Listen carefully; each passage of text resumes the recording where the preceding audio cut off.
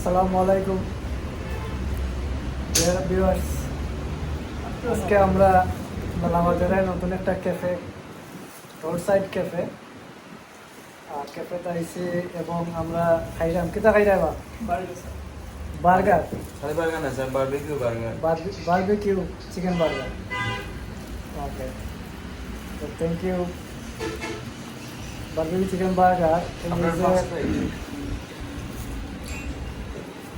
আমরা যে প্লেসও আইছি, প্লেসের নাম হইল কি রোড সাইড ক্যাফে। আমরা লালাবাজারের প্রাইম স্কুলের পাশে ডাস বাংলা যে বুথ আছে, বুথর খান্দার। আর আমরা এলাকার পরিচিত মানুষ এবং আমার প্রিয় একজন মানুষ, এই রোড সাইড ক্যাফের মালিক মিস্টার সুমন আহমদ।